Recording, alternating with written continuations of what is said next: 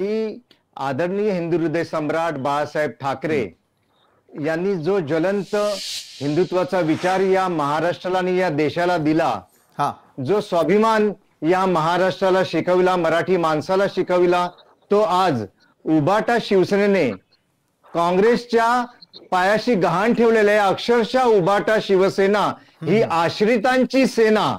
त्यांना आता नवीन नाव अजून एक धारण करावं लागेल की आश्रितांची सेना म्हणून आज ते प्रसिद्ध पावलेले आहेत. आज काय परिस्थिती आहे या उबाटा शिवसेनेची?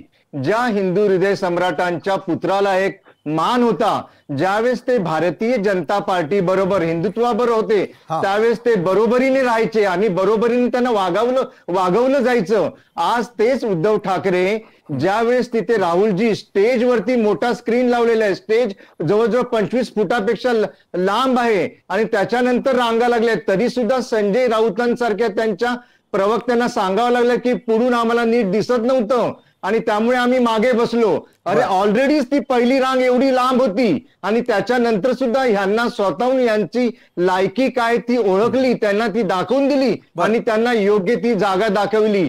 छत्रपतींचा हा महाराष्ट्र म्हणून आपण ओळखतो आणि छत्रपतींच्या नावाने, छत्रपती शिवाजी महाराजांच्या नावाने आम्ही इथे जनतेमध्ये नेहमी मतं मागतो, वागतो आणि आज तुम्ही या छत्रपती शिवाजी महाराजांचं नाव धुळीस मिळवलेलं आहे, मराठी माणसाचं नाव धुळीस मिळवलेलं आहे तुम्ही. बरं जयश्रीजी, विरोधकांच्या आरोपांनुसार